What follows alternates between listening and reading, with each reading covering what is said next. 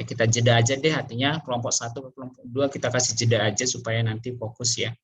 Walaupun nanti ada kaitannya. Jadi nanti setelah kelompok mempresentasikan materi, ada jeda diskusi sekitar 10-15 menit, kemudian lanjut oleh kelompok kedua, oleh kelompok Vanessa ya. Baru kemudian akan ada diskusi juga.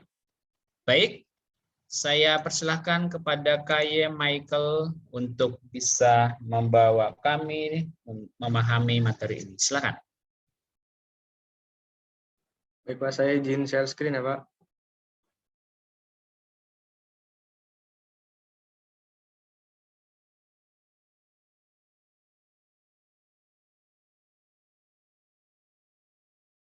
Apakah sudah terlihat teman-teman? Sudah. Oke.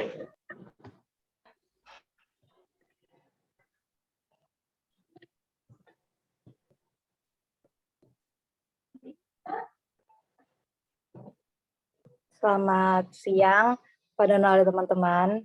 Pada siang hari ini, kelompok kami akan mempresentasikan mengenai cyber counseling berbasis teks atau chat. Dengan saya sendiri, Kaitana Louis, dan teman saya, Michael K9. Next.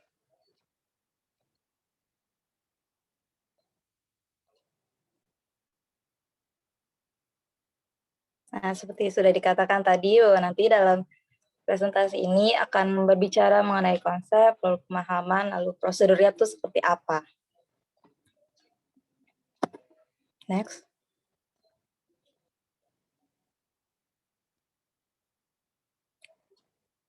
Yang pertama ada pemahaman.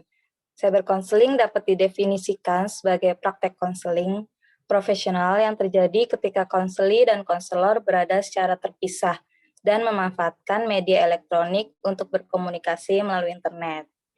Nah, jadi maksudnya ini dapat kita pahami bahwa cyber counseling berarti konseling yang dilakukan oleh konselor dan konseli secara jarak jauh atau online atau daring. Konseling individu online juga dikenal sebagai e-terapi, e-counseling, atau cyber counseling. Konseling secara online telah muncul sejak manusia menemukan manfaat dari internet, namun relatif baru pada pengembangan kesehatan mental di mana seorang terapis atau konselor menyediakan sarana psikologis dan dukungan melalui internet dalam format konseling individu. Dalam kondisi seperti ini memungkinkan terjadinya komunikasi antara dua pihak bisa lebih cepat, lebih efisien, dan lebih nyaman. Jadi maksudnya ini dalam konseling secara online ini juga dapat dukungan dari para terapis atau konselor untuk menyediakan sarana psikologi secara online yang diharapkan memungkinkan konseling ini nantinya lebih cepat, lebih praktis, lebih efisien, dan konseli juga lebih nyaman dalam konseling. Next.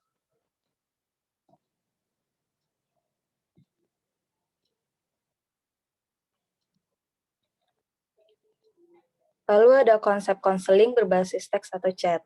Cyber counseling adalah interaksi secara tidak langsung berbasis teks dalam pertukaran komunikasi terapeutik antara konseli dan konselor dengan menggunakan surat elektronik atau seperti chatting secara online. Nah, disebut berbasis teks hanya untuk membedakan dari layanan konseling berbasis suara yang ditandai dengan komunikasi timbal balik antara konseli dan konselor secara langsung. Kedua metode ini mengharuskan konselor dan konseli memiliki akses ke layanan internet. Banyak orang lebih mudah mengkomunikasikan pikiran dan perasaan mereka ketika mereka tidak teramati. Jadi maksudnya ini ketika kita melakukan konseling secara online ini, ternyata kebanyakan orang lebih mudah mengutarakan perasaannya dibandingkan bertatap muka langsung. Walaupun tanpa isyarat verbal dan fisik tidak teramati, namun hubungan konseling dapat berlangsung. Untuk alasan ini, hubungan online dapat memiliki intensitas yang luar biasa dan keintiman disebut sebagai ikatan berbasis teks. Next.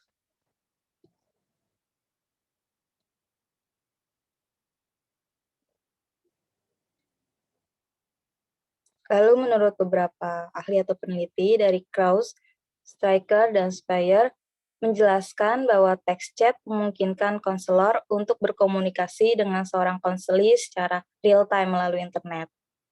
Text chatting adalah komunikasi melalui line by line, dengan konselor dan konseli berkomunikasi serempak. Chatting adalah salah satu yang lebih tua teknologi internet. Sebagai konselor online, mungkin akan menggunakan chatting sebagai salah satu dari dua cara. Konselor online dapat chatting dengan konseli melalui web chat room atau melalui terpisah chat lain. Chat dapat difasilitasi oleh aplikasi berbasis web instant messenger atau program instant messenger. Next. Interpretasi kata-kata konseli dalam percakapan adalah keterampilan yang membutuhkan latihan dan keterampilan khusus dalam intervensi, terutama dengan sifat percakapan dari media. Ada risiko prematur interpretasi yang dapat meleset, terutama mengingat rasa malu dan efek pada sisi terapis. Namun, aliran dialog spontan dapat memberikan terapis dengan jendela ke proses bawah sadar yang mungkin menjadi jelas sebagai konseli sedang mengetik dan mengungkapkan keadaan pikiran yang tidak harus bersuara secara face-to-face. Tanpa kehadiran fisik atau suara, ada kemungkinan bahwa fantasi dari konselor dan biasanya ideal akan mengembangkan, yang mungkin membesar-besarkan faktor transferensi. Sementara belum tentu memiliki pengaruh signifikasi pada pekerjaan terapeutik. Tentu harus ada keberatan oleh terapis ketika terlihat dalam terapi secara online dan ditangani langsung saat diperlukan. Next. Kemudian ada situs konseling berbasis text chat. Dalam konseling online berbasis text chat, tentu ada media yang menyelenggarakan proses berlangsungnya konseling. Banyak sistem telah dikembangkan untuk memungkinkan pesan instan atau chatting. Berbagai media online yang bisa digunakan untuk menyelenggarakan konseling online berbasis text chat antara lain seperti Google Talk, iChat, Facebook, atau Twitter, AOL Instant Messenger, atau Microsoft Messenger, atau beberapa program aplikasi untuk chatting seperti WA, Line, BBM, dan lain sebagainya. Kemudian yang kedua, prosedur. Pada bagian ini akan membahas prosedur dan tahap konseling berbasis text chat. Jadi pada prosedur konseling berbasis chat, teks yang pertama itu menjalankan prinsip-prinsip konseling, di mana prinsip-prinsip konseling ini salah satunya seperti menjalankan asas-asas kerahasiaan, di mana kerahasiaan itu dijaga dengan baik pada saat proses konseling melalui chat. Yang kedua, mematuhi segala peraturan yang sudah disepakati dalam proses konseling, di mana sebelum dilakukannya proses konseling melalui chat, konselor dan konseling pastinya akan mengadakan kesepakatan mengenai peraturan-peraturan yang akan dilaksanakan pada saat konseling nantinya akan berjalan. Kemudian menentukan media yang akan digunakan, contohnya WA, Line, email, dan lain-lain yang berbasis teks atau chat. Konselor dan konseling fokus dalam melakukan proses konseling, di mana di sini berarti konselor atau konseli itu hadir secara penuh dalam proses konseling. Jadi mereka tidak sambil melakukan aktivitas lainnya dalam proses konseling. Terutama konselor, di mana konselor harus berada secara penuh dalam proses konseling, di mana nantinya proses konseling bisa berjalan dengan lancar. Kemudian selanjutnya ada tahap konseling berbasis chat.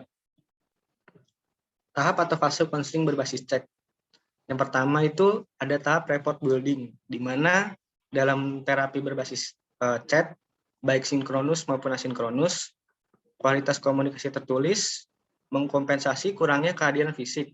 Jadi penggunaan konversasi berbasis teks atau chat di internet dapat membantu memfasilitasi hubungan baik dalam sesi terapi obrolan. Jadi intinya pada report building ini bagaimana proses membangun hubungan baik dalam proses konseling. Biasa report building ini terjadi di awal-awal konseling, di mana konselor memberikan hubungan yang baik dengan konseling agar si konseli ini merasa dirinya itu diperhatikan dan juga bisa merasa nyaman serta bisa terbuka terhadap konselor. Kemudian ada tahap atau fase asesmen, di mana pada fase asesmen ini terapis atau konselor menafsirkan apa yang telah dikatakan secara pribadi oleh konseli. Jadi pada tahap ini konselor menggunakan berbagai keterampilan tertentu seperti penggunaan parafrase, penggunaan umpan balik, penggunaan refleksi perasaan, refleksi pikiran, klarifikasi perasaan, dan lain-lain sebagainya. Hal ini digunakan untuk mengeksplorasi lebih dalam apa yang permasalahan apa yang sedang dialami oleh konseli. Kemudian setelah asesmen dilakukan ada fase goal setting, di mana fase goal setting ini merupakan penetapan tujuan yang dapat berupa proses formal atau informal yang melibatkan konseli dalam menentukan hasil positif, di mana setelah konselor menganalisis situasi konseli, setelah pemberian umpan balik dan juga pertanyaan-pertanyaan yang terfokus dapat menghasilkan sebuah penetapan tujuan yang berpusat pada pemecahan masalah atau solusi dari permasalahan konseli. Kemudian selanjutnya ada engagement, di mana pada engagement ini mengacu pada keterlibatan konseli dalam proses terapeutik, di mana konselor mampu membangun aliansi terapeutik. Ketika aliansi terapeutik ini hadir, maka klien akan terlibat dalam proses, sehingga selama sesi obrolan atau sesi chat terbukti dengan pernyataan-pernyataan yang mengakui kontribusi konselor dalam dialog atau dalam chat yang sedang berlangsung. Jadi konseling nantinya dapat memberikan pengamatan yang menggembirakan. Sepertinya nanti konselingnya akan memberikan rasa terima kasih, atau misalnya dalam sesi dialog chat misalnya menggunakan emoticon tertentu. Kemudian yang terakhir ada tahap closure dan follow up. Jadi pada tahap closure dan follow up ini merupakan tahap akhir di mana penutup dan juga tindak lanjut terjadi dalam setiap sesi obrolan, serta pada akhir hubungan terapeutik, di mana pada tahap ini konselor itu akan meringkas seluruh hasil dari proses konseling yang sudah berlangsung. Dari konselor akan melakukan follow up dari hasil proses konseling yang sudah dilakukan, dan juga melihat perkembangan dari konseling sendiri. Jadi mungkin itu sekian dari kelompok kami. Mohon maaf bila ada kekurangan. Selebihnya terima kasih.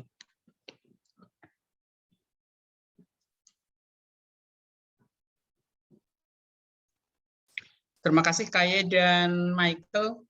Ini duet maut nih.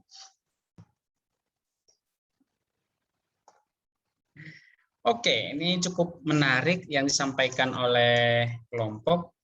Sudah agak sampai juga ke keterampilannya ya, yang juga nanti akan dilanjutkan oleh kelompok berikutnya.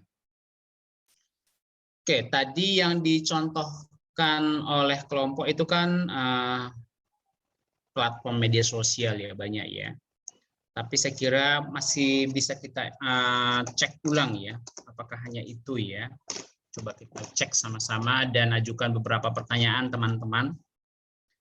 Baik itu terkait dengan perbedaan, efektivitas, konsep misalnya, yang terbaca oleh teman-teman tadi pada materi yang disampaikan. Saya persilahkan yang bertanya, boleh? By chat boleh? Oke, boleh di chat, kalau tidak open mic langsung. Boleh. Audrey, Helen, Gita, Yoga. Boleh ajukan pertanyaan atau clear, jelas gitu ya. Dong. Senang saya kalau langsung dong gitu. Sehingga nanti tinggal menggunakannya di lapangan. Belum ada? Saya mau nanya, Pak.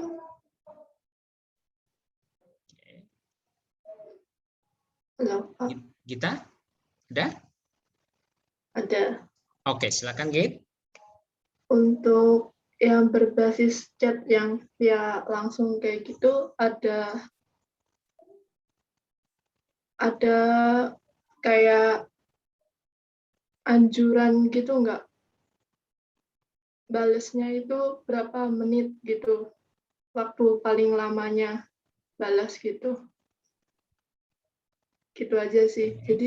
Jadi kan biasanya kan kalau chat sesama teman itu kan kadang ada yang lama, kadang ada yang cepat. Kalau di konseling chat kayak gini, itu bagaimana sikap kita jadi konselornya itu, gitu. Itu aja sih. Oke, baik. Terima kasih. Kita pertanyaannya untuk kelompok, apakah ada pedoman seberapa cepat atau bagaimana durasi atau tenggang waktu merespon percakapan dari si konseling ketika menggunakan chat? Apakah kalian sempat membaca apa ada referensinya gitu, ada pedomannya kayaknya? Silakan, Kaye dan Michael.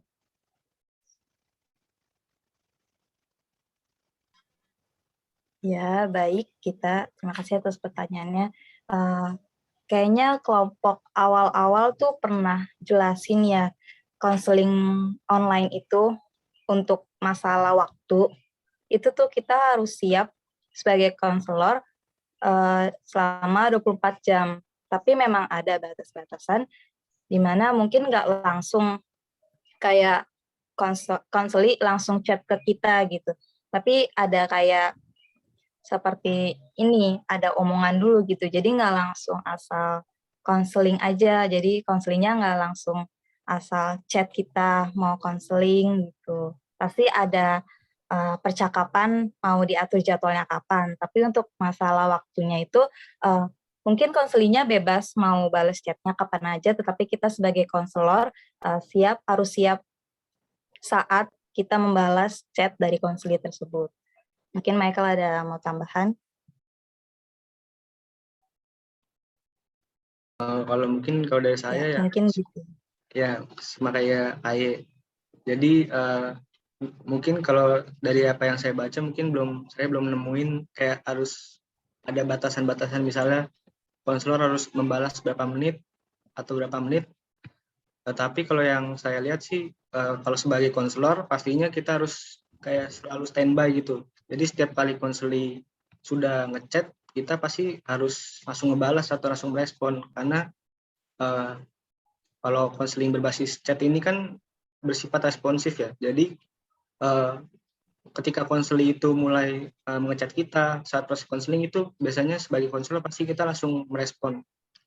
Tapi kalau dari konselingnya sendiri harus minimal berapa itu kurang tahu kalau dari konseling. Tapi kalau dari sisi konselor pastinya kita harus selalu standby untuk merespon. Itu mungkin yang bisa diberikan kita. Baik, terima kasih. Jadi, oke, ada tanggapan? Ada tanggapan Naras tadi? Mau nanya lagi boleh, Pak? Oke, silakan.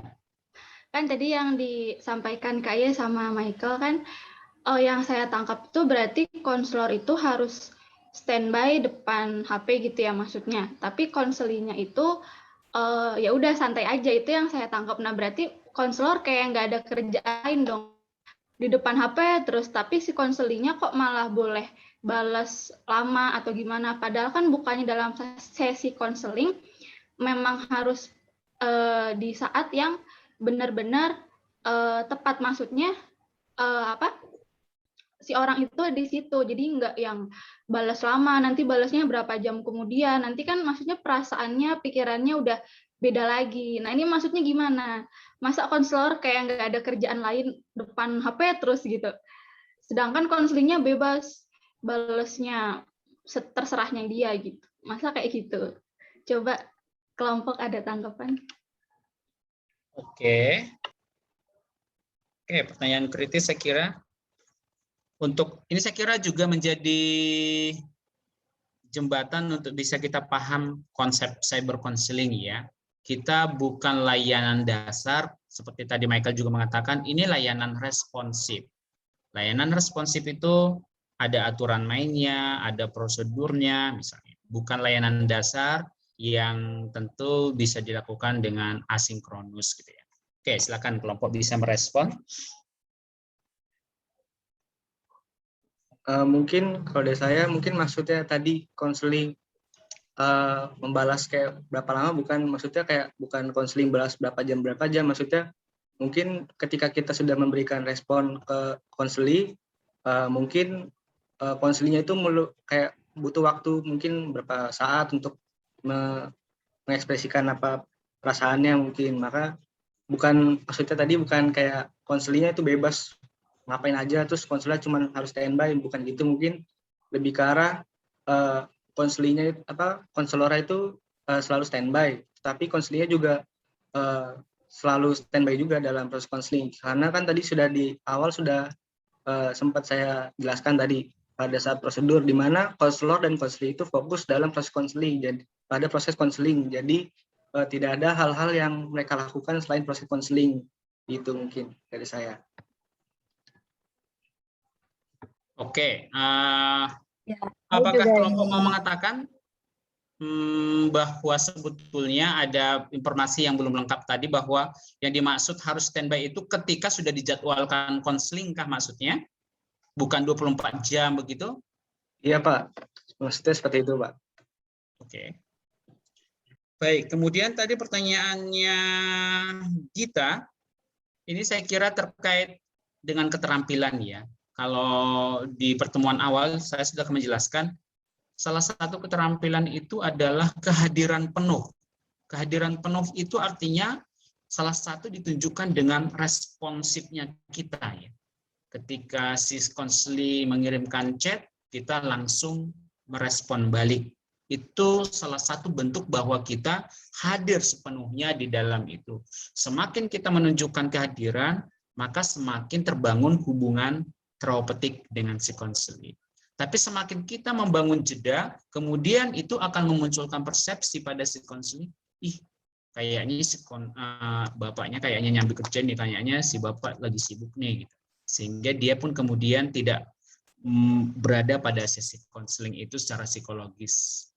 Merasa juga tidak diterima, bisa jadi. Maka responsif itu salah satu bentuk keterampilan penerimaan si konseli. Kemudian dari sisi konselor berarti kehadiran konselor sepenuh hati pada sesi itu.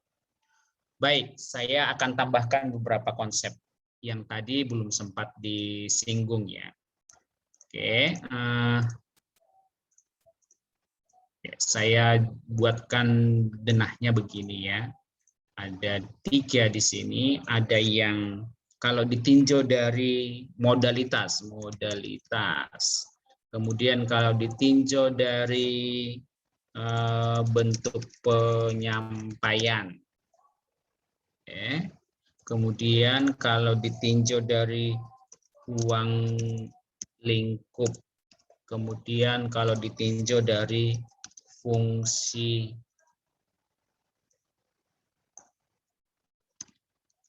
layanan.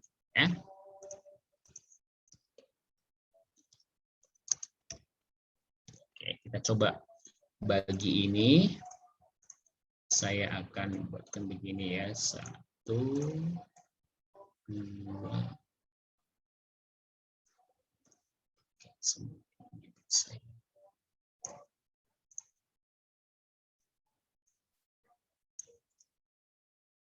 Nah, kemudian kalau ditinjau dari modalitas ada 3 bentuk ya. Kita lihat. 1.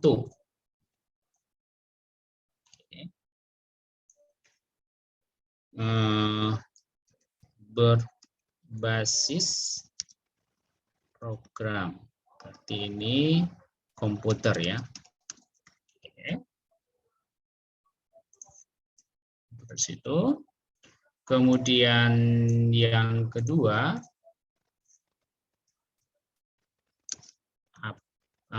Dua-dua ini berbasis online, terkoneksi dengan internet, aplikasi. Oke.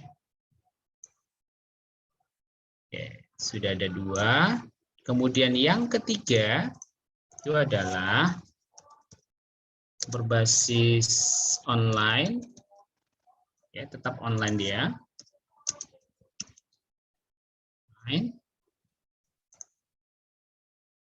Ini platform media sosial. Ada 3 nih jadinya ya. Ada 3 bentuk nih yang kita coba kenali ya. 1 berbasis program komputer, kemudian yang kedua berbasis online bentuknya aplikasi, dan yang ketiga juga berbasis online bentuknya platform media sosial. Coba kita cek. Nah, berarti contohnya ini misalnya WA atau Facebook Messenger atau IG chat ya, dan lain-lain. Oke. Ini contohnya. Nanti kita lihat bagaimana persisnya. Kalau ini misalnya contohnya, misalnya yang itu harus di-download, harus di-install ya di HP kita ya. Itu misalnya, halo dok, kayaknya enggak deh. Ini ya, coba ya teman-teman. Ini berbayar, kebetulan ini berbayar. Relief ya. Relief ini satu aplikasi dan harus diinstal supaya kita bisa menggunakan layanannya. Tapi online ya. Oke. Dan ini contohnya adalah yang kemarin pernah kita praktekkan, Elisa ya. Elisa. Oke. Kalau ini tidak mesti terkoneksi, yang ini tidak perlu terkoneksi dengan komputer. Maksudnya internet ya. Jadi ada program komputer, kemudian kita install di komputer kita, di laptop kita, sudah bisa kita lakukan konseling. Karena pada program itu sudah ditanam kecerdasan buatan seorang konselor. Oke. Tapi belakangan ini dikembangkan menjadi online juga ya. Oke. Tapi basisnya sebetulnya dasarnya adalah berbasis program komputer offline ini ya. Sedangkan ini berbasis online, aplikasi, tetapi ini harus di-download dan di-install pada perangkat kita. Teman-teman sambil menunggu penjelasan berikutnya, barangkali boleh berselancar ke googling relief itu gimana sih gitu ya, boleh. Dan yang ketiga bentuknya adalah berbasis online dia, ini sama-sama, jadi berbasis online itu aplikasi. Yang pertama, tetap online terkoneksi dengan internet. Yang kedua adalah berbasis online platform media sosial. Jadi tidak perlu diinstal program ini karena program media sosial. Tetap aja diinstal, tapi bentuknya adalah sangat open source, ya, terbuka ya. Berbasis online juga, ya, tidak secara khusus. Ya. Ada WhatsApp, Facebook Messenger, Instagram, kemudian ada Line mungkin juga, kemudian ada Microsoft Chat mungkin ada ya. Saya belum pernah pakai. Kemudian bentuknya, coba kita lihat bentuknya. Bentuknya ini sinkronus. Ini sinkronus. Kemudian yang kedua ini asinkronus sampai sinkronus. Jadi dua-duanya ya.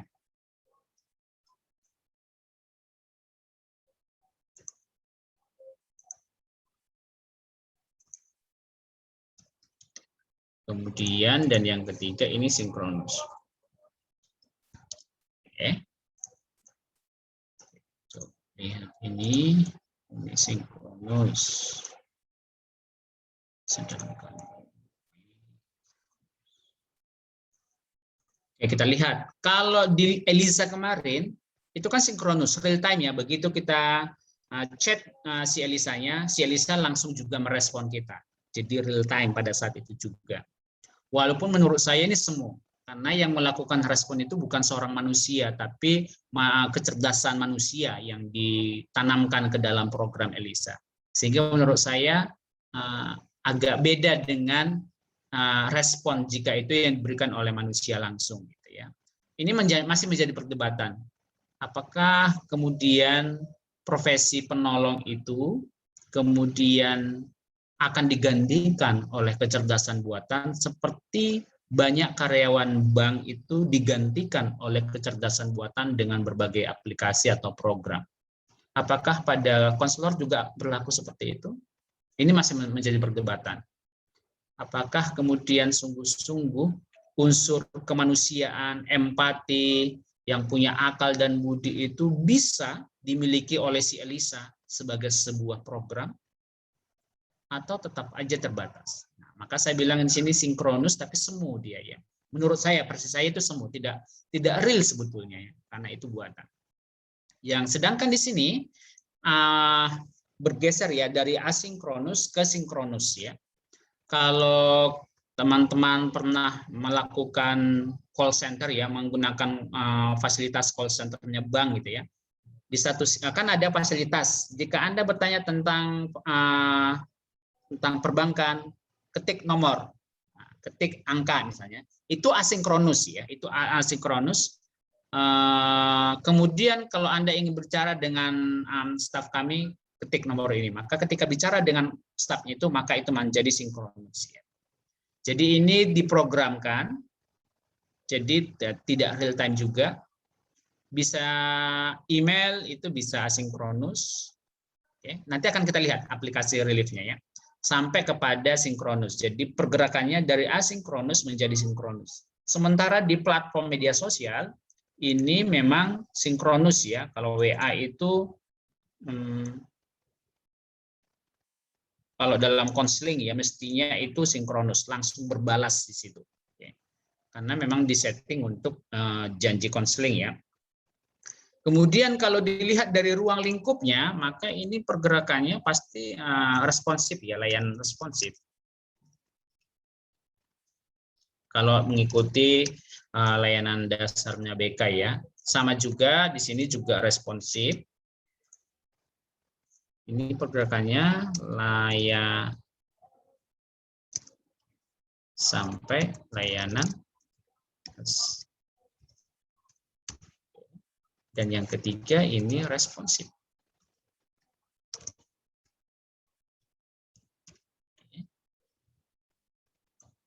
Oke, kalau dilihat dari apanya ya.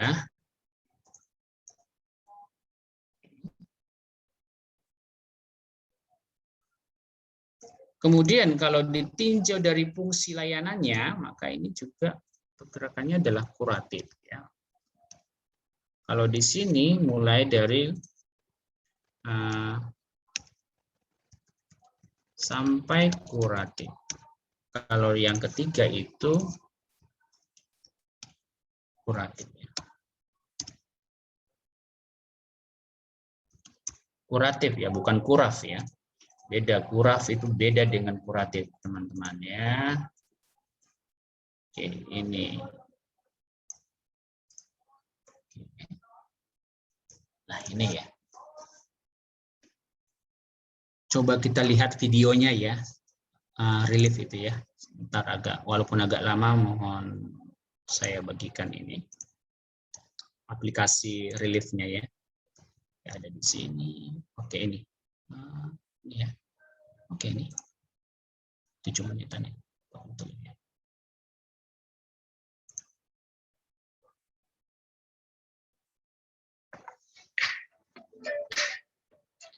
Apakah kelihatan? Hai, Dir.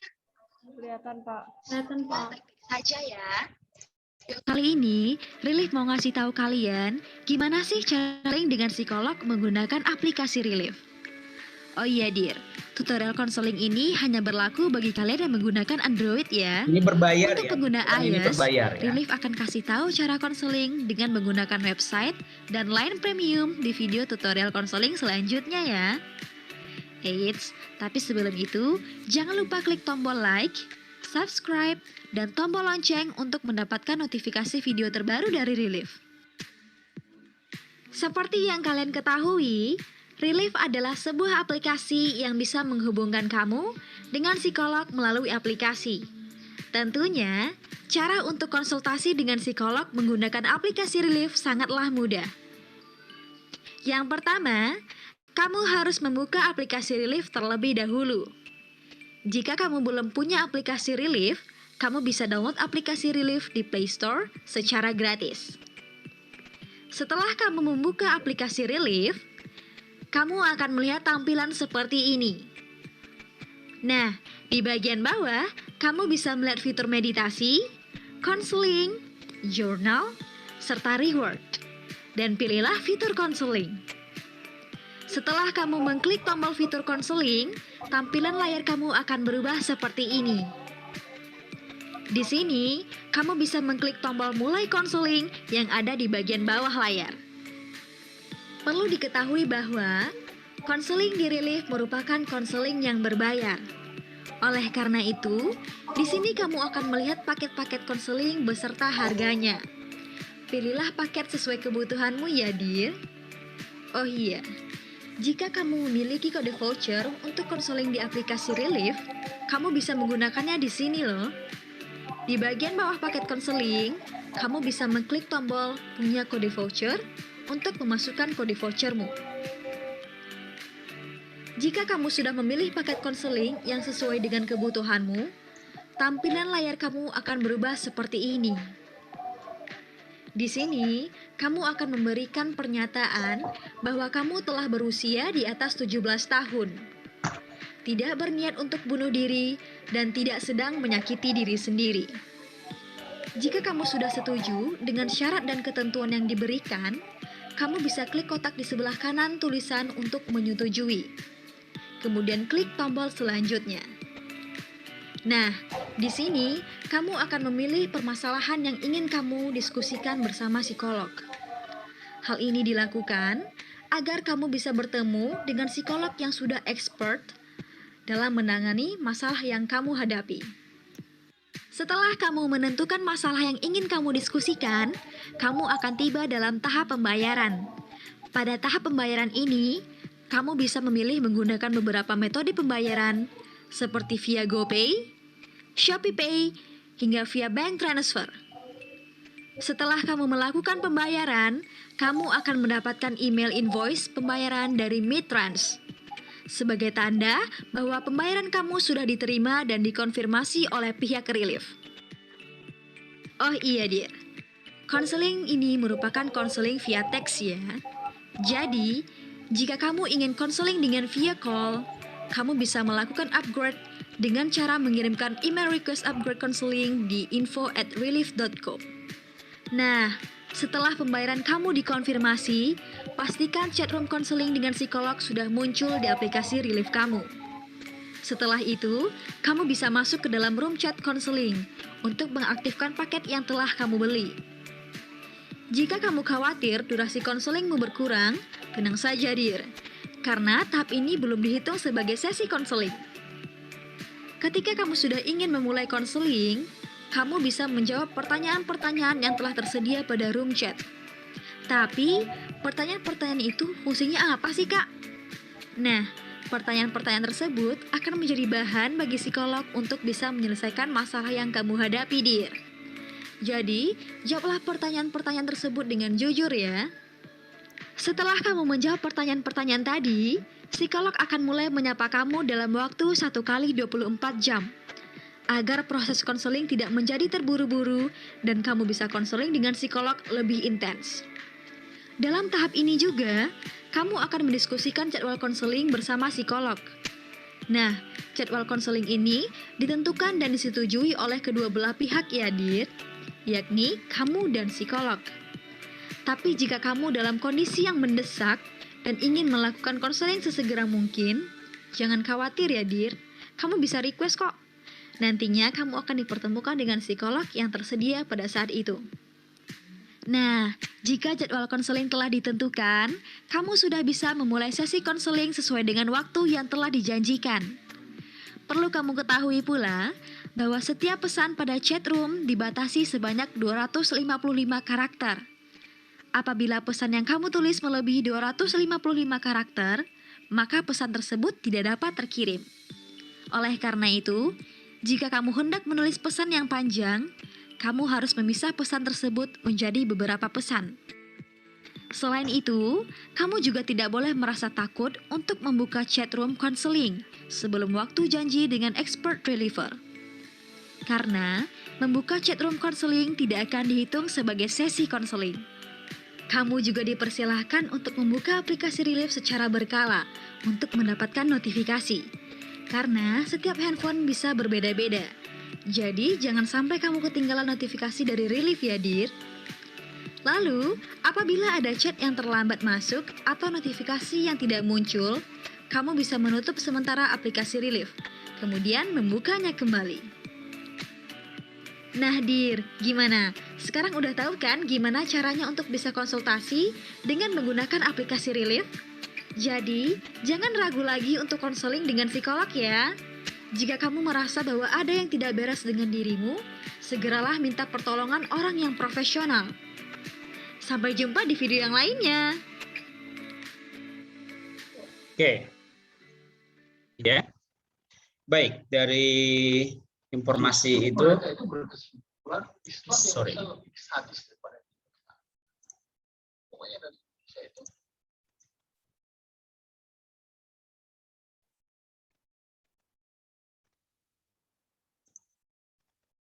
Oke. Oke, dari informasi dan juga tadi ya. Ada pertanyaan sebelum nanti lanjut ke kelompok berikutnya? Boleh? Open mic, chat.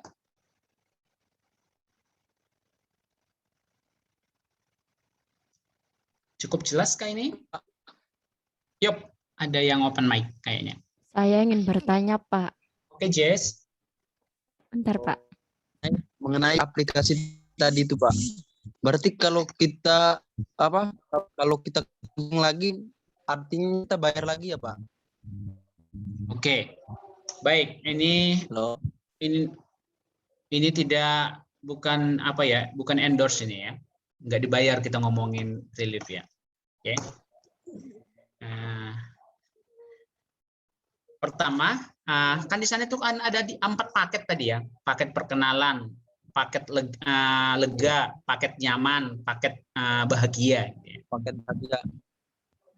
Oke, ini dan harganya macam-macam tuh. Dari yang pakai 100.000, 300.000, sekitar 600.000 sampai pada 900.000 itu ya. Oke.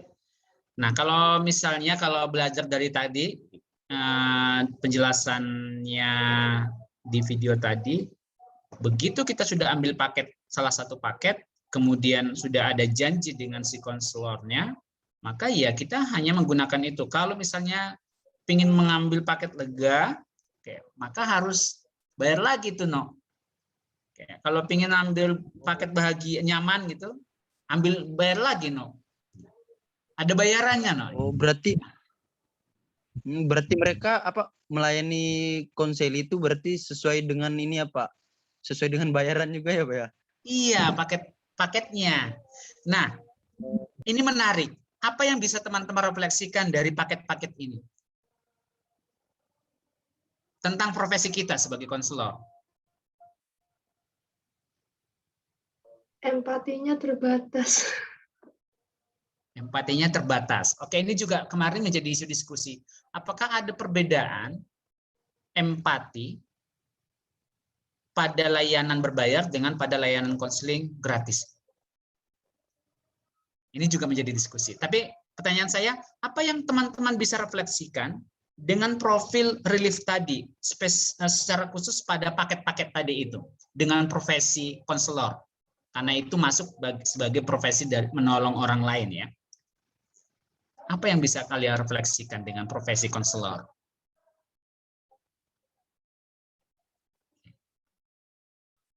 Yola?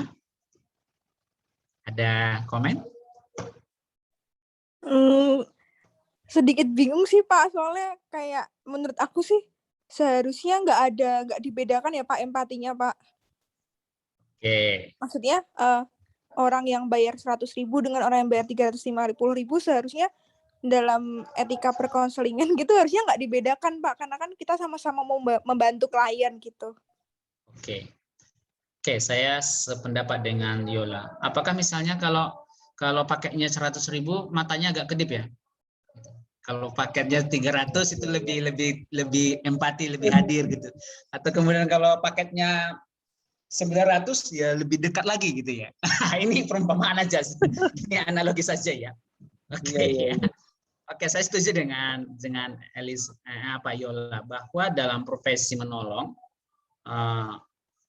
orientasinya bukan pada uangnya tapi pada si konselingnya. Targetnya adalah si konseling itu tertolong dengan menggunakan ilmu konseling, dengan terikat pada kode etik konseling. Jadi tidak ada perbedaan mestinya. Walaupun tetap wanti-wanti, ketika ada yang mengkapitalisasi profesi ini, jadi semuanya diuangkan, semuanya diukur dengan uang, bisa jadi ya praktek itu ada. Dan itu menjadi malpraktek gitu ya. Itu menjadi malpraktek. Saya ingin mengatakan begini teman-teman. Profesi ini mahal. Kalau lihat tadi itu hanya ngobrol perkenalan 4 kali pertemuan dengan chat aja 100.000 gitu ya di zaman sekarang gitu ya. Kemudian paket lega gitu, itu by chat loh. Ini masih harga by chat loh itu, bukan harga by video call loh itu. 300 sekian ribu. Saya mau mengatakan bahwa profesi menolong salah satunya adalah konselor. Kalau profesi menolong kan banyak tuh. Ada perawat, ada dokter, ada psikolog, psikiater, kemudian konselor, itu adalah profesi-profesi menolong. Dan profesi kita ini dibayar, dihargai dengan layak sebetulnya.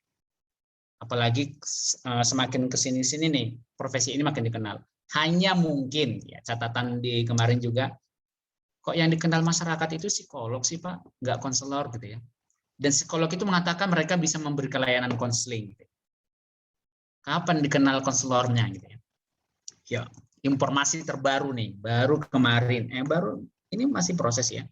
Jadi asosiasi kita, Asosiasi Bimbingan dan Konseling Indonesia, kemarin sudah ketemu dengan pihak menteri bagaimana prosedur pendirian pendidikan profesi konselor. Jadi itu pendidikan 1 tahun setelah dapat S1. Gelarnya menjadi kons. Kemudian itu tidak hanya menjadi prakteknya di sekolah, tapi juga prakteknya di masyarakat. Maka nanti itu misalnya kalau KY lulus berarti KY SPD, kemudian ambil satu lagi profesi KY SPD kons. Kemudian dipasang di depan rumahnya, buka praktek konseling. Oke. Kemudian itu juga belum bisa buka juga, belum bisa jalan prakteknya KY. Itu akan dicek sama Apkin nanti. Layak enggak semua fasilitasnya? Jangan-jangan hanya ada papan namanya, kemudian ruangan konselingnya enggak ada, kemudian fasilitas yang lain juga enggak ada, maka itu tidak bisa disetujui. Oke. Nah, memang kita lebih belakangan dikenal oleh masyarakat sebagai tenaga penolong di masyarakat. Lebih awal itu teman-teman psikolog, sehingga nama kita lebih dekat dengan pendidikan. Dan sejarah BK hadir di Indonesia juga itu sejarahnya hadir di pendidikan, bukan di masyarakat. Beda dengan psikolog. Psikolog itu memang sebagai hadirnya di masyarakat, bukan di pendidikan. Maka kita pun tidak berani mengatakan kita adalah konselor. Walaupun kompetensi kita itu S1 sebetulnya sudah memenuhi sebagai konselor. Tapi kita disebut guru BK. Kalau nanti disebut konselor, maka Anda nggak digaji yang PNS itu. Karena yang digaji itu guru, bukan konselor. Anda tidak dapat tunjangan guru, karena Anda seorang konselor. Maka tetap dipertahankan sampai sekarang itu guru BK, bukan konselor. Walaupun pelan-pelan nih transisi nih. Guru BK, garis miring konselor. Di dalam beberapa peraturan itu sudah garis miring. Ini pelan-pelan nih, sampai nanti kita berani mengatakan, saya adalah seorang konselor. Kemudian saya bisa buka praktek, saya bisa menentukan tarif, berapa harga tarif saya 1 jam, maksudnya praktek layanan saya 1 jam berapa ya. Jasa konseling saya berapa 1 jamnya. Itu sudah bisa menentukannya. Dan itu ditentukan, dikendalikan oleh Apkin. Maka nanti misalnya kayak tadi dapat gelar kons, dia dapat lisensi konselor dan akan diperbaharui per 2 tahun. Per 2 tahun seperti teman-teman psikolog juga. Oke. Nah, saya mau mengatakan bahwa profesi ini cukup menjanjikan dan semakin dibutuhkan oleh masyarakat.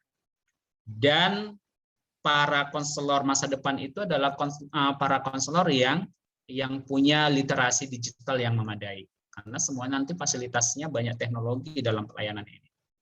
Relief tadi itu adalah salah satu. Oke, kalau kita lihat tadi relief tadi, ada kalau di menganalisisnya kan ada pergerakan dari asinkronus, itu percakapan.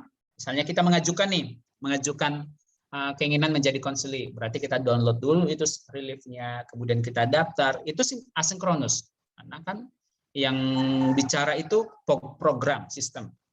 Kemudian bisa jadi permintaan kita itu dibalas minggu depan atau nanti malam gitu ya.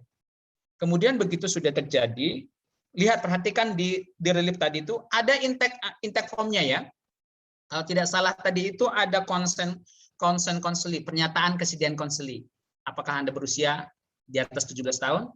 Kemudian ada poin-poin yang membutuhkan data, apakah Anda punya riwayat bunuh diri, apakah Anda, kan ada itu. Dan itu memang dibutuhkan. Yang pernah kita diskusikan, salah satu kelemahan kita tidak belajar proses prakonseling ya. Di kampus tidak belajar tentang itu dengan baik. Apa yang harus dilakukan untuk prakonselingnya? Intake formnya seperti apa isiannya, kemudian form konsen konselinya seperti apa bentuknya. Nah, di relief itu ada. Tadi kan ada itu, ada isian ya, dan itu diisi. Begitu sudah deal, oke kita tentukan harinya, kapan, di mana. Itu sudah sinkronus. Itu pakai aplikasi. Oke. Kenapa saya bilang juga tadi berbasis aplikasi itu pergerakannya dari layanan dasar ke layanan responsif. Kalau teman-teman masuk ke webnya Relief itu, di situ ada informasi untuk menjadi sehat secara psikologis. Itu layanan dasar itu termasuk bimbingan itu. Kita baca, oh kalau untuk menangani overthinking gimana sih? Oke, di situ ada bacaan. Oke, itu layanan dasar. Oke. Kalau misalnya teman-teman yang kemarin di mata kuliah konseling ekspresif ya, yang guided imagery. Nah, di Relief ini ada. Di Relief ini ada tuh. Jadi layanan meditasi. Jadi kita dipandu menggunakan rekaman. Kita dipandu menggunakan rekaman. Itu ada. Bayangkan teman. Saya tidak pernah membayangkan ternyata ini dijual ya. Ternyata ini bisa dikapitalisasi, kasar banget ya. Ternyata ini bisa menjadi punya manfaat ekonomi bagi kita tenaga profesional. Itu layanan dasar sampai layanan responsif. Pakai aplikasi, yang model aplikasi ya. Nah, lalu di platform ini, di platform media sosial, prinsip itu tetap dipakai. Harus melalui pra-konseling, pakai intake form, kemudian ada consent counseling. Oke. Itu harus dipakai. Oke, teman-teman, ini satu poin saya kira yang perlu. Mari kita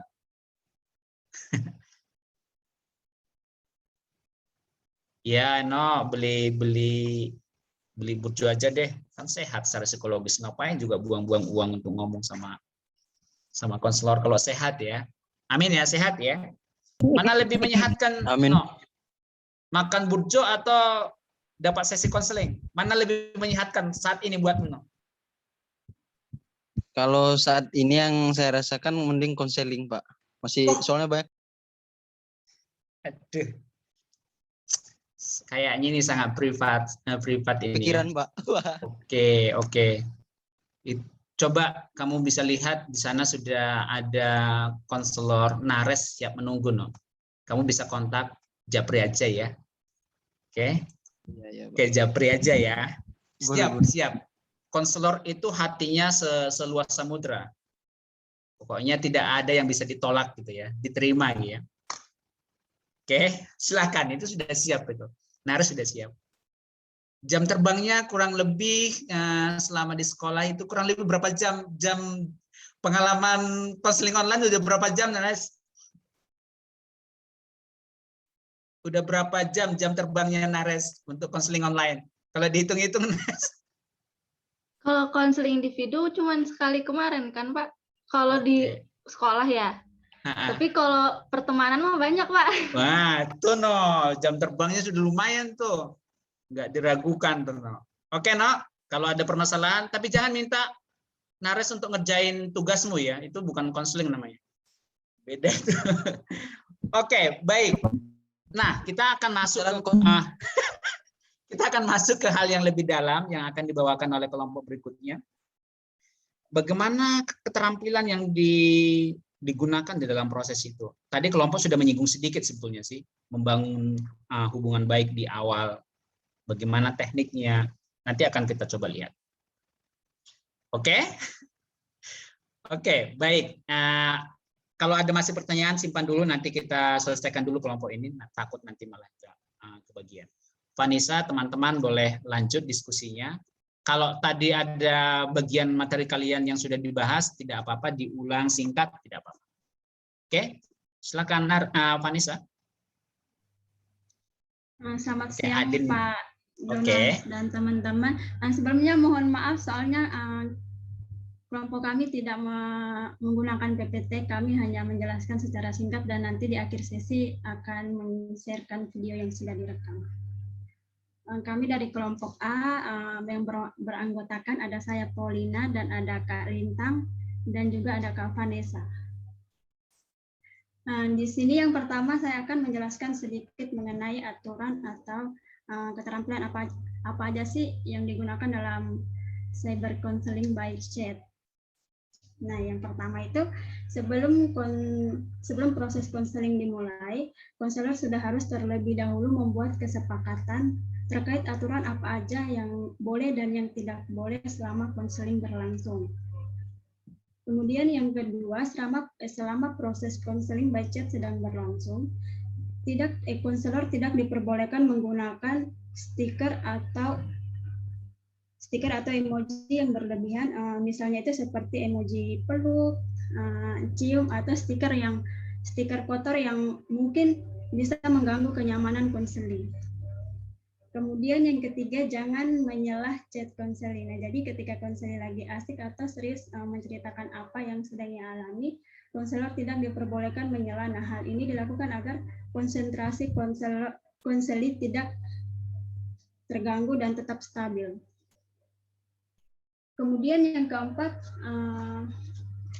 konselor selalu standby. Nah, di sini jadi selama proses konseling itu sedang berjalan, konselor tidak diperbolehkan meninggalkan ruang chat dan selalu siap menanggapi atau merespon konseling.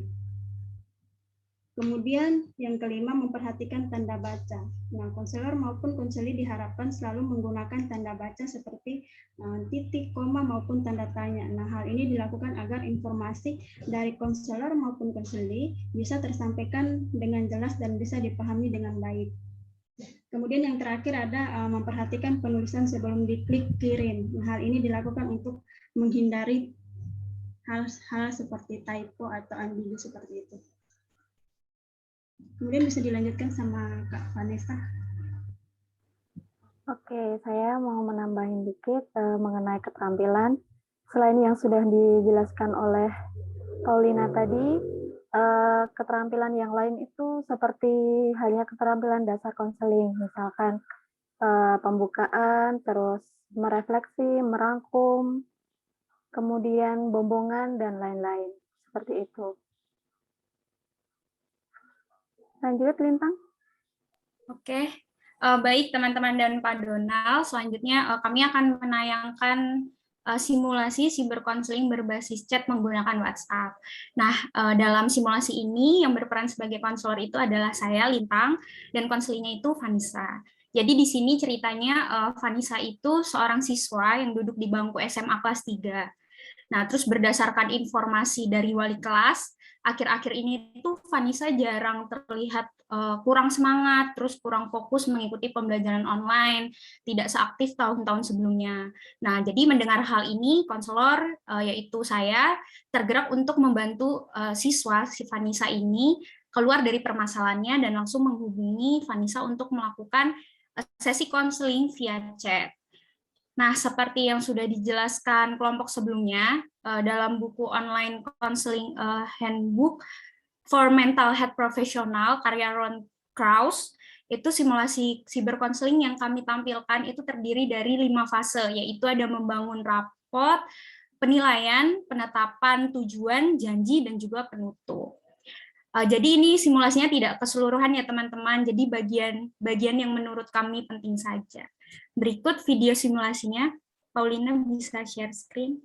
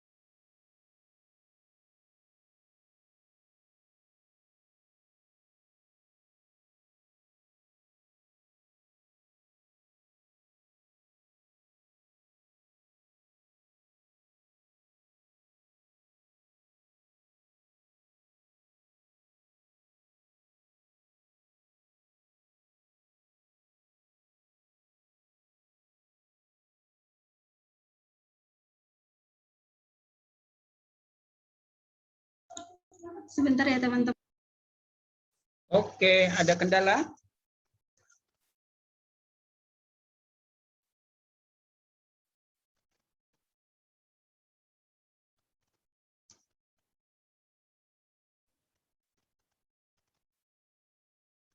Mungkin dari saya aja Pak Donald share screen-nya. Kayak Paulina sinyalnya sedang bermasalah. Oke. Oke Kak, makasih. Iya. Oke. Kecil banget ya.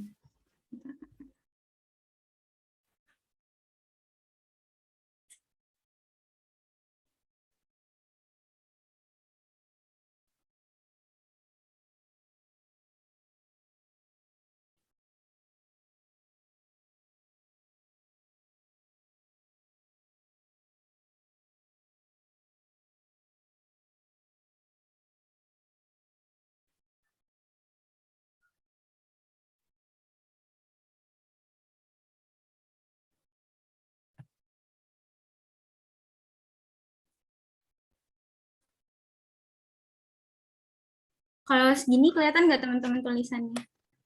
Lumayan. Kelihatan Kak. Ya Pak. Masih ya. Sebentar. Saya perbesar dulu. Minta Pak Erot.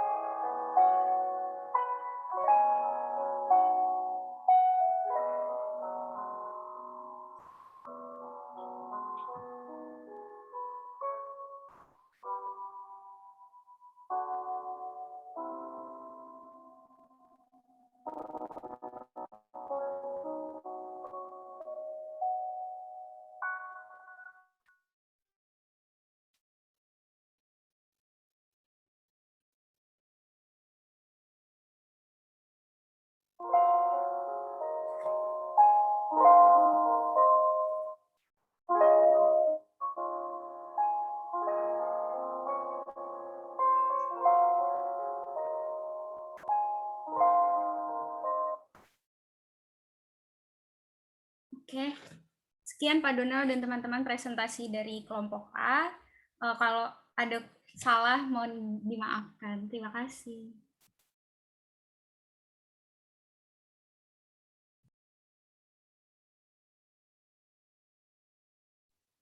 Pak, unmute Pak. Pak Donald belum di-mute. Oke, terima kasih kelompok. Lintang, Vanessa, dan juga Paul. Paul masih ada di sini kah? Atau sudah kelempar dari ruangan? Masih ada, Pak. Oke, masih ada ya. Baik. Oke, saya kira ada cukup banyak informasi yang bisa kita dapatkan dari simulasi tadi, bagaimana cyber counseling berbasis chat itu bisa dijalankan. Nah, apakah sebelum saya serahkan saya berikan pertanyaan kepada peserta, apakah ada kelompok Vanessa, Lintang, ataupun Paul yang kalian perlu jelaskan dari video tadi, yang mungkin kalau hanya sekedar dibaca oleh kami atau dilihat oleh kami, tidak paham konteksnya, soal keterampilan konselingnya, apakah ada hal yang ingin dijelaskan sedikit? Atau cukup dengan itu, biarkan peserta yang menilai?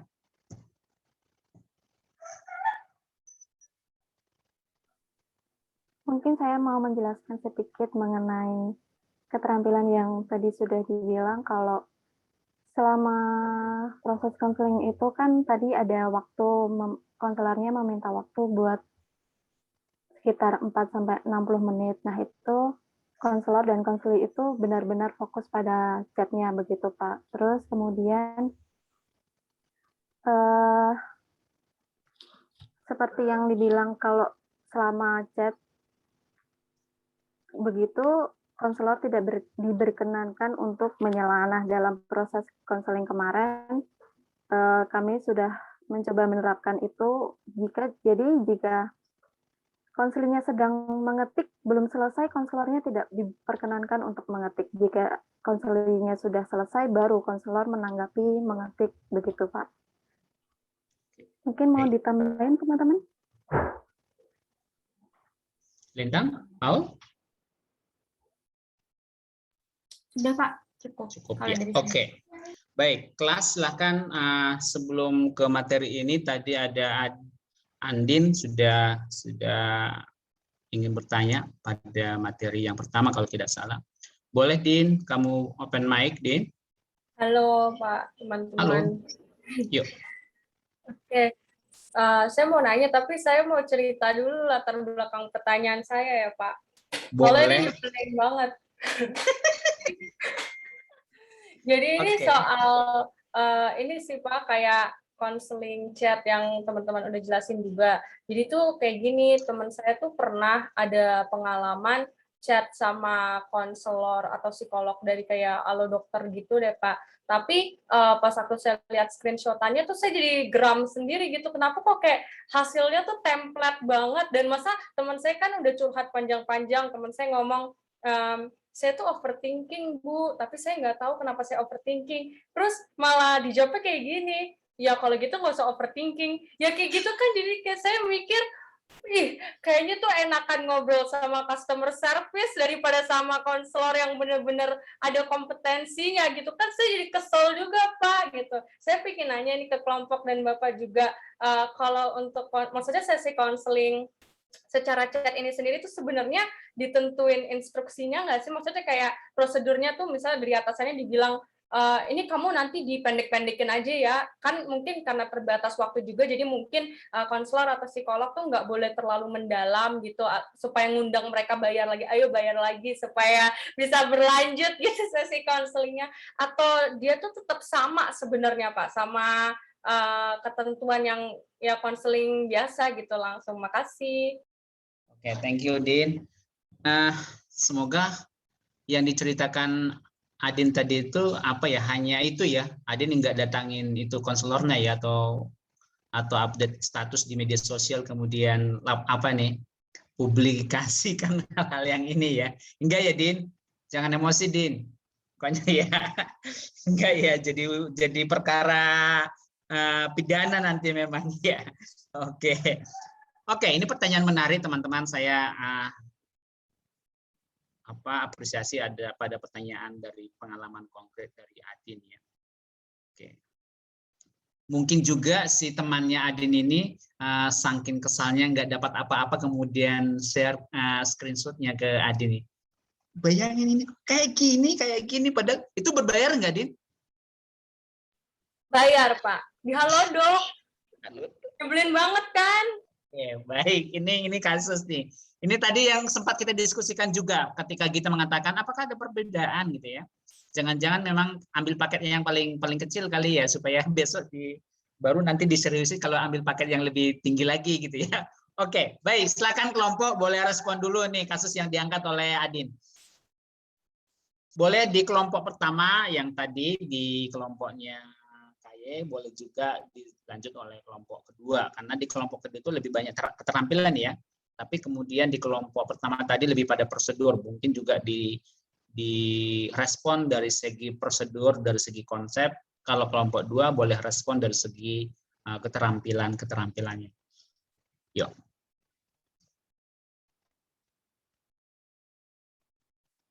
Boleh, silahkan siapa duluan, di KY dulu atau kelompok Vanessa dulu boleh. Tidak urut. Kalau boleh juga kelompok minggu yang lalu dari segi kode etik nih, boleh juga tuh kode etik. Etis enggak sih seorang konselor kemudian jawabannya hanya template kayak gitu? Nah, itu juga boleh diulas dari segi kode etiknya. Oke, silakan. Michael boleh. Michael enggak di Burjo kan? Enggak, Pak. Enggak, oke. Oke, ya. Ini jawaban pribadi atas nama kelompok, jadi bukan atas diskusi kelompok ya, karena waktu kita nggak cukup untuk diskusi kelompok. Mungkin saya mau jawab coba Pak. Oke, Vanessa dulu nih, yang open mic pertama Vanessa nih, saya belakangan. Oke, kalau menurut saya pribadi, ya tentunya kesel ya Pak digituin. Terus, ya berarti kalau menurut saya tuh ya konselornya tuh kayak keterampilannya tuh kurang benar-benar menguasai gitu loh Pak. Dia tuh kayak ya hanya tahu saja keterampilannya begitu. Terus tapi tidak diterapkan dalam profesinya begitu. Nah, walaupun sebenarnya kalau mungkin biasanya kalau di awal tuh ada prosedur kayak seperti yang di contoh saya tadi minta waktu 40 atau 60 menit begitu. Nah, tapi juga jangan kayak langsung tadi jalan pendek-pendek ya. Ya, nggak begitu juga, Pak. Tapi terus ya pengalirnya konselingnya gitu loh, Pak. Nah, kalau misalkan memang waktunya tidak cukup, kan bisa dilanjutkan begitu. Kalau memang benar-benar konselingnya membutuhkan kan pasti juga akan melanjutkan konselingnya begitu Pak. Kalau menurut saya pribadi seperti itu Pak. Oke, komentarnya Vanessa, kemungkinan si konselor ini tidak cukup terampil atau tidak cukup menguasai keterampilan dasar konseling. Tidak cukup menguasai. Kemudian mungkin juga tidak cukup menguasai tahapan konseling yang disebut dengan membangun hubungan baik pada sesi-sesi awal. Mungkin itu yang dimaksud oleh Vanessa. Begitu ya Vanessa? Iya, betul Pak. Oke, silakan KY.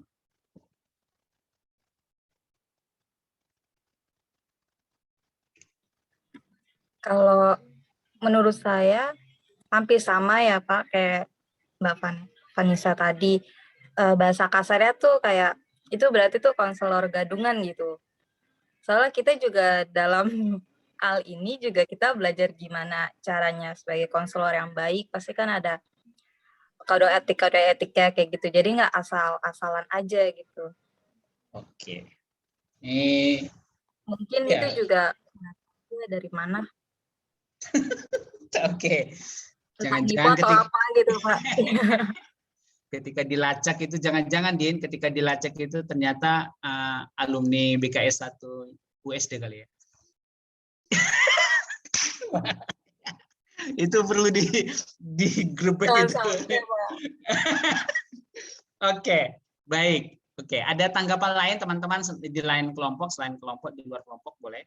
Karena ini kasus menarik saya kira. Ini semakin banyak nanti akan kita temukan karena profesi ini dikapitalisasi tadi itu ya, dibisniskan ya. Sekali lagi dibisniskan.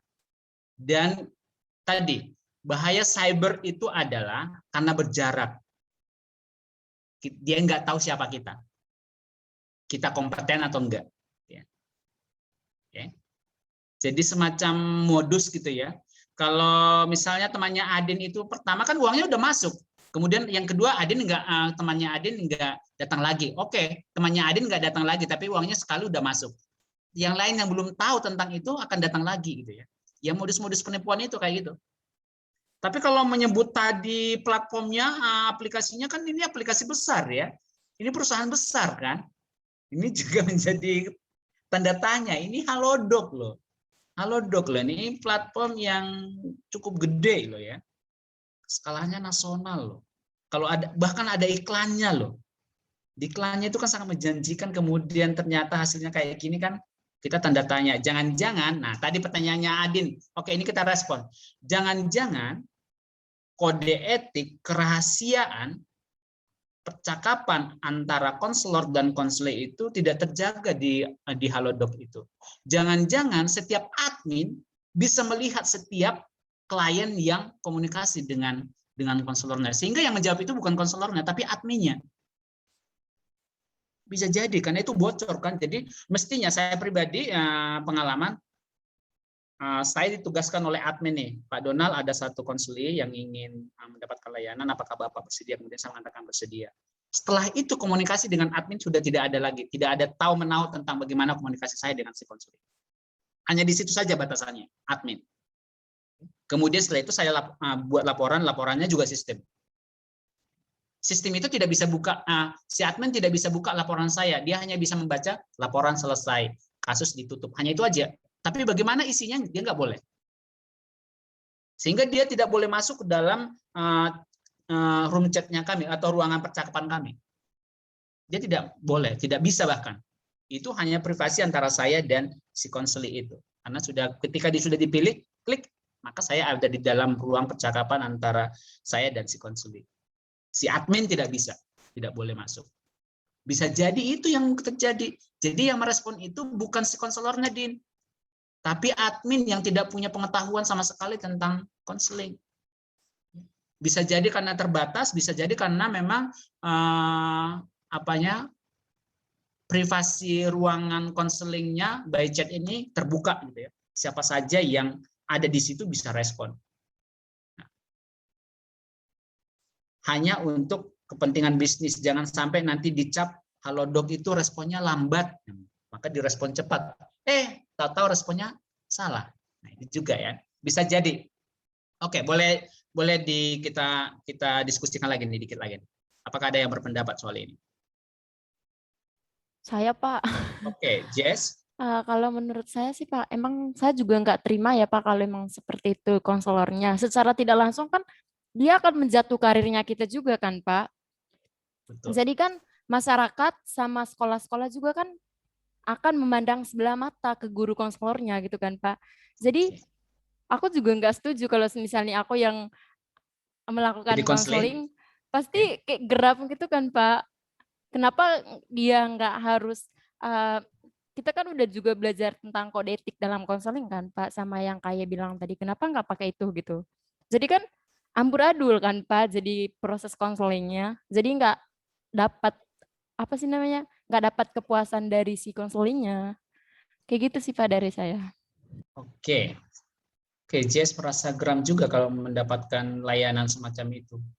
Ini apaan sih? Kalau tadi Adin tadi mengatakan mendingan lebih baikkan layanan call center gitu ya dibanding dengan konselornya gitu ya. Kalau Kaya tadi mengatakan ini konselor gadungan gitu kan. Oke, ini menarik ini sebagai studi kasus ya. Menarik sebagai studi kasus. Oke, apalagi kalau ini dibawa dalam konteks pendidikan.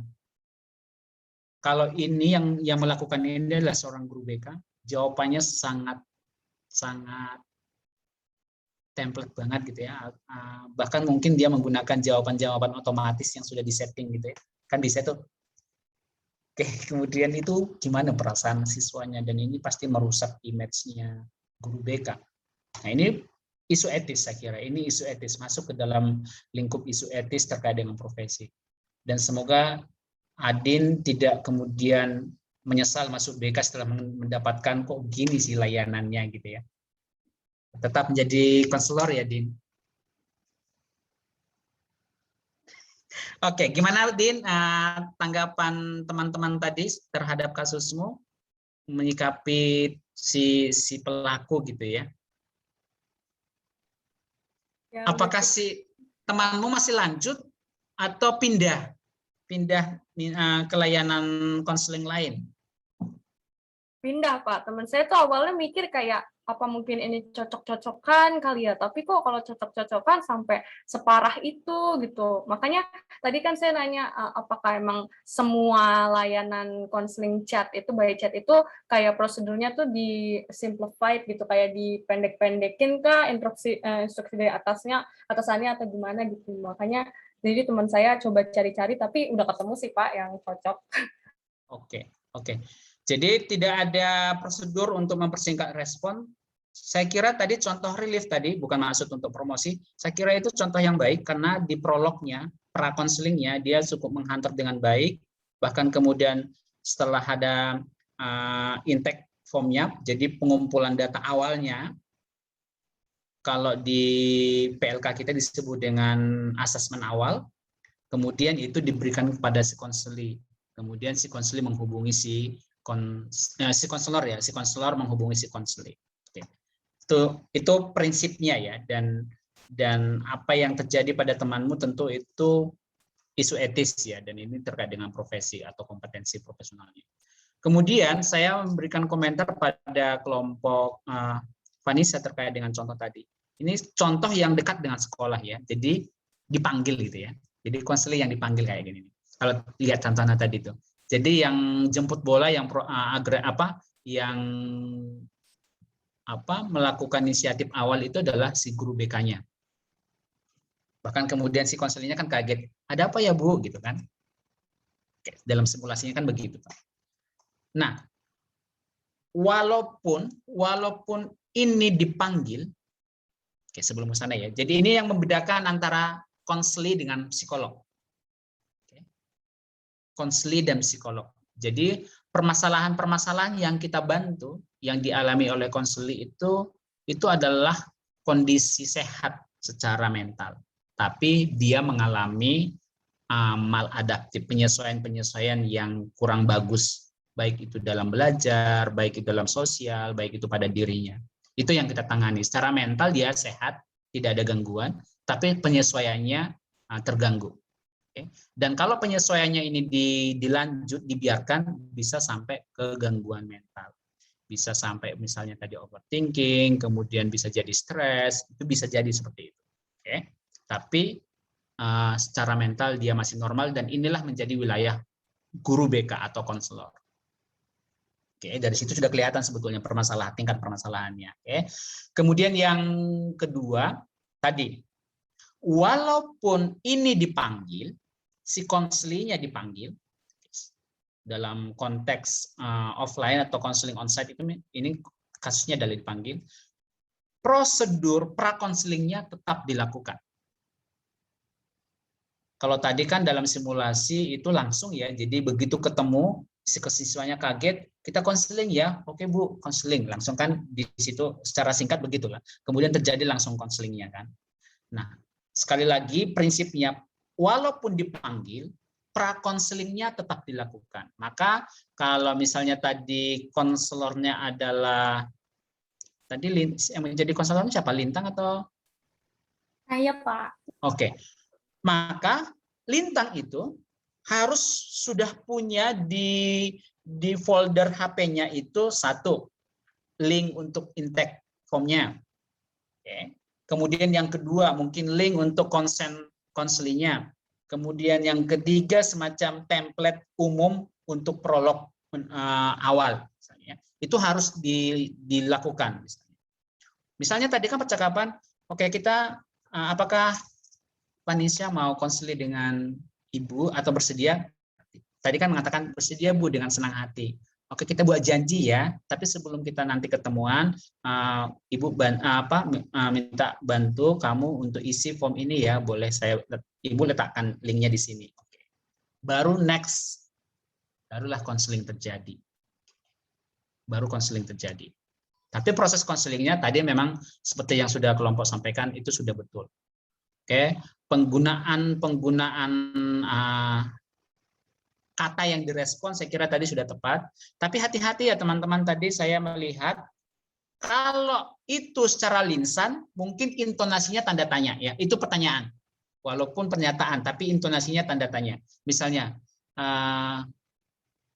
kecewa, kan itu kan sebetulnya bukan kalimat tanya, tapi secara lisan itu ditanyakan sebagai teknik pengulangan 1-2 kata. Maka di teks tanda tanyanya jangan hilang. Tanda tanyanya jangan hilang, misalnya kecewa tanda tanya. Nah, itu ada beberapa tadi. Oke, maksudnya bertanya tapi tanda tanya tidak disertakan walaupun jawaban si konselor betul akhirnya menjawab pertanyaan si konselor itu. Bagian itu saja. Kemudian yang lain saya kira sudah cukup baik. Kemudian tawaran tindak lanjutnya, teknik-teknik yang digunakan juga sudah. Ini tadi kayaknya kalau tidak salah kelompok mengatakan seorang konselor tidak boleh menggunakan emoticon ya atau stiker ya. Betulkah? Kalau sebenarnya tuh boleh Pak, tapi dilarang yang menggunakan yang emoticon yang berlebihan begitu loh Pak. Kan di emoticon tuh ada yang jorok-jorok gitu, terus kalau sama konselingnya masa cium-cium gitu kan ya mungkin agak berlebihan. Tapi kalau emoticon yang mungkin senyum atau kasih semangat gitu masih bisa Pak. Yang tadi dalam simulasi kalian praktekkan nggak itu? Si Lintang pakai emoticon atau stiker nggak sih? Kayaknya saya nggak lihat Pak. tadi. Ada? Ada Pak. Ada. Ada ya? Oke. Iya. Oke, baik. No, hati-hati ya No. Kamu seorang konselor jangan koleksi stiker yang jorok-jorok. Jangan nanti salah tekan. Kamu kasih stiker jorok lagi ke konseling. Besok kalau praktek di SMP. Tuh. Oke No. Kaya loh itu. Koleksi stiker jorok. Baik, ada pertanyaan kah di chat? Oke, itu pun bahaya juga ya, bisa multitafsir. Jangan-jangan nanti bisa jadi misalnya menjadi menjadi urusannya bukan urusan profesional tapi urusan rasa gitu ya. Hati-hati menggunakan emoticon hati ya, love ya. Itu apaan sih? No, stiker moyai gitu? Stiker itu Pak. Yang gimana No? Boleh dikirim di sini No? Oke, prinsipnya tadi yang saya sampaikan ke kelompok. Stiker yang pantas, tidak saru, tidak sara. Oke, kemudian juga tidak membuat ambigu. Ini maksudnya apa? Kok Bapak ngasih stiker love ya? Ini maksudnya memberi saya hati atau menyemangati saya atau nah ini pun bisa berbahaya, oke? Nah ini isu-isu etis juga masuk dalam isu-isu etis. Kalau dalam konseling offline tidak kita temukan, tapi di cyber counseling by chat ini kita temukan. Ini jadi satu pengalaman baru ya. Nih, kebetulan ini harus kemarin di sekolah kamu pakai ituan enggak sih, Res? Pakai stiker, pakai emoticon enggak sih? Pakai Pak, tapi yang aman-aman aja Pak. Oke, artinya pakai dan pengalaman kamu itu mendukung dia atau enggak sih? Ya, mendukung aja, malah yang duluin pakai stiker tuh biasanya malah siswanya gitu Pak, kayak stiker sip, oke, kayak gitu loh Pak. Gitu. Baik. Terus jadi ya udah sayanya juga pakai stiker jadi biar ikutan kekinian. Betul. Terus biar nggak terlalu terlalu formal gitu ya. Loh, Pak. Iya. Oke. Tapi nggak jadi sesi konseling perang stiker kan? Enggak dong. Oke, baik. Oke, teman-teman, terima kasih atas diskusinya hari ini. Terima kasih untuk kelompok, 2 kelompok saya merasa cukup mendapatkan banyak informasi pengetahuan chat based cyber counseling dengan beberapa contoh, bahkan tadi simulasi yang disampaikan oleh kelompok. Nah, besok ketika simulasi setelah UTS itu ya, kalau misalnya kalian dapat kebagian cyber counseling berbasis chat, seperti inilah videonya, tapi dikemas lebih baik lagi ya. Jadi yang direkam itu adalah percakapannya, yang direkam adalah percakapan chatnya. Oke, tapi ada prolog, saya kira harus ada prolog di depan ya. Yang by video mungkin agak beda, harus kelihatan seluruhnya. Kemudian yang by phone mungkin adalah percakapan suaranya ya, percakapannya, ya rekaman percakapannya. Oke, semoga nanti pemahaman kita menjadi lebih jelas ketika ini simulasi, karena setiap video itu nanti akan kita evaluasi ya. Setiap video akan kita evaluasi untuk mendapatkan kasus-kasus dan proses sesungguhnya dalam cyber counseling-nya. Sampai di sini kelas kita. Sekali lagi terima kasih untuk semua kelas. Selamat melanjutkan aktivitas. Tetap jaga kesehatan. Selamat siang semuanya. Siang, Pak. Siang, Pak. Terima kasih, Pak. Terima kasih. Terima kasih, Pak. Terima kasih, Pak.